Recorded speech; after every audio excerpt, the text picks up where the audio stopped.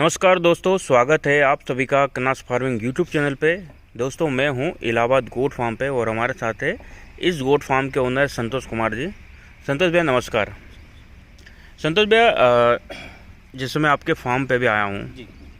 वो लगभग सभी टॉपिक पे हमने वीडियो बना चुके हैं। जो मेन टॉपिक है, तो आपका क्वेश्चन था या आपका टॉपिक था? हाँ, ऐसा कोई सा टॉपिक बच गया है जी जिस पे हम अभी तक वीडियो नहीं बनाए हैं। जी। जो नए भाई अगर बकरी फार्म करता है तो उसको पता नहीं है।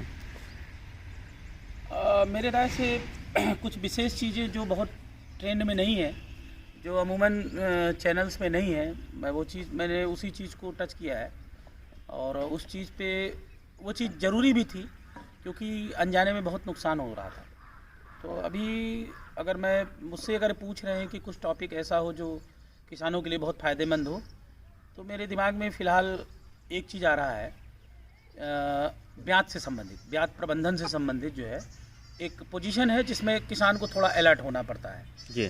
क्योंकि सारी जमा पूंजी कमाई बच्चे से रिलेटेड है और बकरी के गाभिन होने से संबंधित है। तो हम उसी पे एक फोकस करते हैं।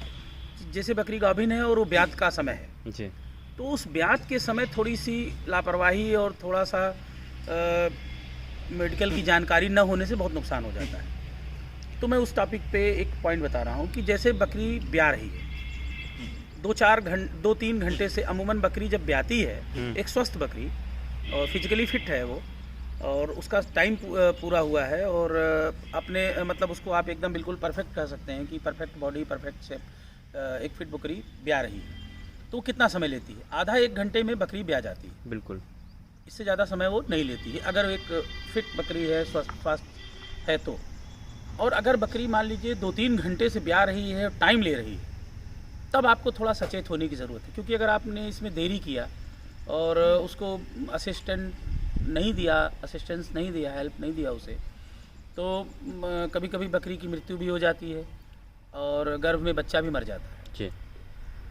तो इस दौरान कुछ मेडिसिन्स हैं जिसकी सहायता से आप वो बच्चा सही समय पे आप ले सकते हैं और बकरी को ज़्यादा से ज़्यादा कष्ट ना हो। सपोज करिए कि पहले का मतलब बकरी ब्याने के पहले का सारा कुछ आप संतुलित आहार का जो सिस्टम है आहार प्रबंधन में, वो आपने किया हुआ है और फिर भी बकरी टाइम ले रही है जी। तो आपको क्या करना चाहिए? सबसे पहले बकरी को एनर्जी की ज़रूरत होती है उस समय, क्योंकि कोई भी माँ हो, जीव हो, उसे इतनी शक्ति चाहिए उस समय, इतनी पावर, ताकत चाहिए बच्चा जनने के लिए कि मत पूछिए, वो मैं बयान नहीं कर सकता। बिल्कुल। तो बकरी को सबसे पहली चीज़ उसको ताकत देने की ज़रूरत है। ताकत में आप क्या देंगे? जैसे कि मैंने एक ग्लूका बूस्ट पहले भी मैंने बताया था, जिसमें मैग्नीशियम, कैल्शियम और ग्लूकोनेट वगैरह है जी। और फास्फोरस है उसमें, जिसकी ज़रूरत सबसे ज़्यादा उस समय पड़ती है। तो ये बकरी को आप 20 ml करीब दीजिए। जैसे ये मैंने आपको पहले बताया, ये मेरे फार्म पे पक्का रहता है, क्योंकि मुझे इसका कई जगह इसका वर्क लेना पड़ता है। माइफेक्स आता है, एक बहुत अच्छी दवा वो भी है, लेकिन उसको एज ए IV देना पड़ता है। ये तो आप ओरल दे सकते हैं ग्लूका बूस्ट, माइफेक्स एज ए इंजेक्शन देना पड़ता है जी। हाँ, 15-20 ml आप उसको बकरी को IV दे सकते हैं। अगर IV देने में आप एक्सपर्ट हैं तो आप जो है माइफेक्स इंजेक्शन जो है करीब 15 से 20 ml आप जो है माइफेक्स दे सकते हैं, समझे ना आप? जी। और जैसे ग्लूका बूस्ट है, उसकी जगह NG करके भी आता है और भी कई प्रिपरेशंस आते हैं जिसमें मैग्नीशियम, कैल्शियम और इस तरह से विद ग्लूकोनेट जो है एक बूस्टर, उससे उसको बकरी को ताकत मिलेगी, एनर्जी मिलेगी और वो ब्यात में ज़्यादा समय नहीं लेंगी। एक चीज़ तो आपने ओरली ये दे दिया जी। अब उसको एक नर्वाइन टॉनिक की ज़रूरत पड़ती है कि उसके नर्व उसको सपोर्ट करें, उसका जो ब्रेन सिस्टम है, उसका जो नर्वाइन जो सिस्टम है वो पूरा सपोर्ट करें। तो मैंने बताया कि आपको कैल्शियम, मैग्नीशियम और ग्लूकोनेट वगैरह का प्रिपरेशन देने के बाद, जैसे कि मार्केट में कई प्रिपरेशंस हैं, इसको देने के बाद फिर एक ज़रूरत होती है उसको एक उसके नर्वस सिस्टम को इम्प्रूव करने की, थोड़ा नर्वाइन टॉनिक देने की। तो उसमें आप जो है न्यूरोकाइन प्लस दे सकते हैं, इंजेक्शन आता है, ऑप्टी न्यूरॉन इंजेक्शन आता है। मेरे पास ऑप्टी न्यूरॉन होगा, ये ऑप्टी न्यूरॉन देख लें, ये B1, B12 और B6 का कॉम्बिनेशन है। तो ऑप्टिन्यूरॉन या साइनोकालसिस्टिन, ये सब इंजेक्शन जो कि उसके नर्व को बूस्ट करेंगे, ये दे सकते हैं आप। एक इंजेक्शन आप इसको लगाएं। अब आप देखें कि उसका जो वाटर वाल्व है जो वो निकल गया है क्या जी। अगर सर्विक्स ओपन हो गया है, गर्भाशय का जो वाल है, गर्भाशय के वाल की जो ओपनिंग होती है उसको सर्विक्स बोलते हैं। वही प्लग ओपन होता है और उसके बाद बच्चा बाहर आता है जी। अगर सर्विक्स ओपन है वो आप पता कर सकते हैं। आप 2 फिंगर्स को जो है जस्ट आइलिंग करके और बिल्कुल एंटीसेप्टिक लगा के अगर आप चाहें तो टच कर सकते हैं। तो अगर सर्विक्स ओपन है तो ये आपकी 2 फिंगर्स जो है एंट्री कर जाएगी। और अगर आपकी सर्विक्स ओपन नहीं है बकरी की ब्यात के समय, तो आप इजीली उसको नहीं डाल सकते। तो अगर वो एंट्री करे तो इसका मतलब सर्विक्स खुल गया है। तो एक इंजेक्शन आता है जो ल्यूटिलाइज के नाम से, जिसमें ल्यूटिलाइजिंग एजेंट्स होते हैं, जो लुब्रिकेंट्स, एक हार्मोनल सिस्टम है यूट्रस का, वो सिक्रेट होगा और वो उसका जो है सर्विक्स और ओपन होगा और बच्चा विदिन हाफ आवर बच्चा जो है एक्सपेल आउट हो जाएगा। कि अगर सर्विक्स ओपन है, यूट्रस गर्भाशय की जो वाल है वो ओपन है और बच्चा निकलने के लिए है मगर उसको टाइम लग रहा है, तो कुछ प्रॉब्लम है, तो कुछ आपको हार्मोनल जो है आपको प्रिपरेशन देने पड़ेंगे।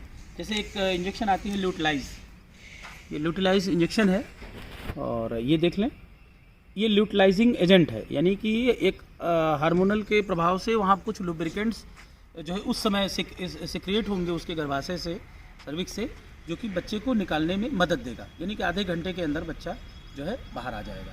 तो ये ल्यूटिलाइज इंजेक्शन आप रखें। अगर आपको लगता है डिले हो रहा है, बच्चा थोड़ा निकला हुआ है, टाइम लग रहा है, तो आप इसको 2 ml आप लगा सकते हैं। 2 ml, हाँ जी। ये शिप एंड गोट्स का डोज तो खैर लिखा रहता है जी। 2 ml आप इसको लगा सकते हैं। तो इससे बच्चा जो है बाहर आ जाता है। तो आपने क्या क्या दिया, एक तो उसको एनर्जी बूस्टर दिया, दूसरा उसको नर्वाइन वो दिया, और तीसरा आपने क्या दिया, ऑप्टिन्यूरॉन ये आपने ल्यूटिलाइजिंग एजेंट दिया, जो मैंने आपको ल्यूटिलाइज नाम से बताया। इसमें कुछ लोग ऑक्सीटोसिन का भी प्रयोग करते हैं। और एक चीज़ जो इसमें बताना है, बकरी अगर उस समय उसको पेन चाहिए, पेन को रिमूव मत करिए। बहुत से लोग उसमें एनाल्जेसिक इंजेक्शन लगा देते हैं, वो पेन दब जाता है। तो पेन अगर दब गया तो बच्चा होगा ही नहीं, ये आप जान लीजिए। तो बहुत सी गलतियां लोग कर जाते हैं कि पेन है तो उसको कुछ और इंजेक्शन लगा दिए। पेन दबना नहीं चाहिए, ये एक प्राकृतिक चीज़ है, ह्यूमन नेचर है ये, कि पेन को उस समय चाहिए, वही पेन उस बच्चे को पैदा करता है जी। तो ये चीज़ें हैं जो आपको फार्म पे रखना चाहिए अगर आप ब्रीडिंग पे फोकस करते हैं और बच्चे जो है बच्चे लेते हैं बकरियों से और उसको बेचते हैं, तो इस तरह का आपको प्रिपरेशन थोड़ा सा रखना पड़ेगा। तो कुछ लोग ऑक्सीटोसिन वगैरह भी प्रयोग करते हैं, लेकिन ऑक्सीटोसिन का एक समय होता है, अगर उस समय के हेर फेर में आपने नहीं लगाया तो उसके नुकसान ज़्यादा हो जाते हैं। अगर गर्भाशय का मुंह खुला नहीं है और ऑक्सीटोसिन लगा दिया आपने जी, तो इतना प्रेशर देगा कि बच्चा अगर नहीं पैदा हुआ तो बच्चा उसी में मर जाएगा। उसके लिए बहुत ज़रूरी है कि प्लेसेंटा का मुंह खुला हुआ हो, सॉरी सर्विक्स का मुंह खुला हुआ हो जी, तब बच्चा बाहर आएगा। तो ये सारी चीज़ हैं इससे संबंधित, इसमें जो है थोड़ा सा ध्यान देने की ज़रूरत है।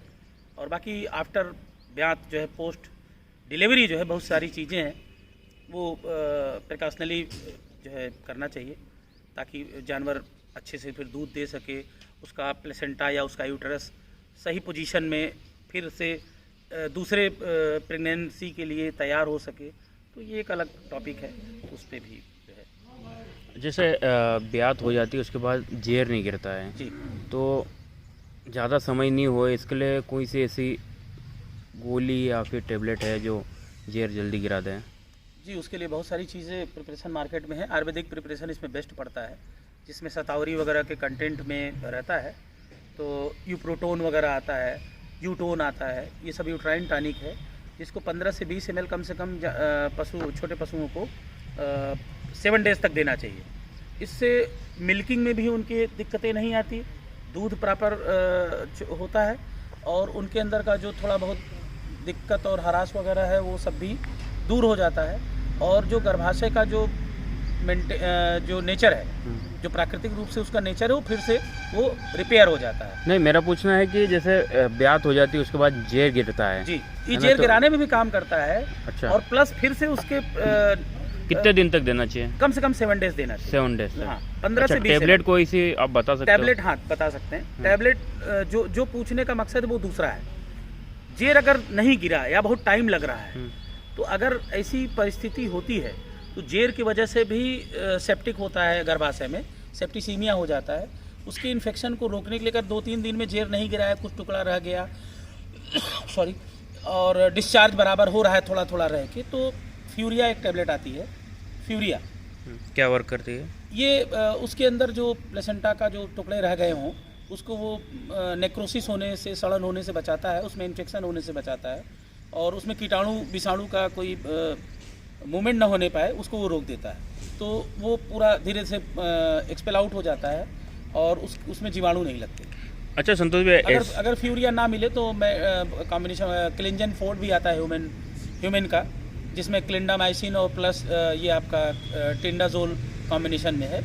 ये भी आप उसमें उसके वजाइना में एंट्री कर सकते हैं। कई टैबलेट्स, वजाइनल टैबलेट्स कई आते हैं जिनका कॉम्बिनेशन ऑलमोस्ट सबका यही है, एंटीप्रोटोजोल प्लस एंटीबायोटिक।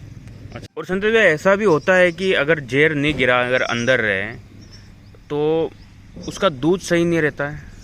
जी बिल्कुल, अगर जेर नहीं गिरा, थोड़ा सा टुकड़ा अगर अंदर भी अगर रहे, टुकड़ा अंदर रहा तो 2 प्रॉब्लम हो सकती है। एक तो उसको सेप्टिसीमिया हो सकता है, जिसको आप प्रसव बुखार भी कह सकते हैं जी। सेप्टिक बहुत, अगर सीवियर सेप्टिक हो गया तो जानवर मर भी सकता है। अगर ज़्यादा टुकड़ा प्लेसेंटा हो गया, उसमें इन्फेक्शन हो गया, उसमें बैक्टीरियल मिक्स इन्फेक्शन हो गए, तो पस बनने लगता है, मेवाद आने लगता है। बड़े बड़े पशुओं में तो मेवाद भी आ जाता है। और बैक्टीरियल इन्फेक्शन हो गया, बहुत तेज़ बुखार आएगी, 104-106 डिग्री, पशु मर सकता है। यूटीआई इन्फेक्शन भी हो सकता है। तो ये किसी भी हालत में जेर का प्रॉपर आपको, अगर जेर पूरा नहीं गिरा, डिस्चार्ज 2-3 दिन तक हो रहा है, तो आपको फ्यूरिया टैबलेट या कोई भी टेंडाजोल प्लस क्लिंडामाइसिन या कोई भी अमीनो ये क्विनोलॉन्स, जिसमें आपका ओफ्लाक्सासिन या लियोफ्लाक्सासिन कॉम्बिनेशन में बहुत सारे आते हैं। वेजाइनल टैबलेट वो मांगेंगे तो ऑलमोस्ट यही कॉम्बिनेशन मिलेंगे, तो वो एंट्री कर दें तो उसमें डाल के उसके जो है पशु के उसमें, तो वो क्लियर हो जाएगा। तो 2-3 दिन डालना चाहिए, तो उससे उसमें इन्फेक्शन होना बंद हो जाएगा और वो जो कुछ भी उसमें है वो टेट कर जाएगा और धीरे से वो डिस्चार्ज हो जाएगा पूरा। तो यूप्रोटोन वगैरह, यूटोन, यूट्राइन टॉनिक देना ज़रूरी है। अच्छा जी, चलो ठीक है, धन्यवाद संतोष भैया, काफ़ी अच्छी जानकारी दी। और आप हमारे चैनल के बारे में कुछ बताओगे? आपका चैनल, मैं ये कहना चाहूँगा कि जितने भी किसान हैं, छोटे बड़े, सबके लिए ये एक वरदान है और सभी आपका चैनल देखते हैं। मैं तो शुरू से, मैं खुद आपका व्यूअर रहा हूँ। और एक आसान शब्दों में जो चीज़ आप बता जाते हैं लोगों को, जो कह जाते हैं उनके मतलब की चीज़ अपने ही भाषा में, वो बड़ी बात होती है। क्योंकि कम्युनिकेशन का मतलब होता है कि वो चाहे इशारों में पहुँचे या शब्दों में पहुँचे, वो पहुँचना चाहिए और आप अपनी बात पहुँचा लेते हैं। यही आपकी कलाकारी है। ये आपकी तारीफ मुंह पे नहीं कर रहा हूँ, आपने पूछ लिया तो बता दिया। चलो ठीक है, धन्यवाद संतोष भैया।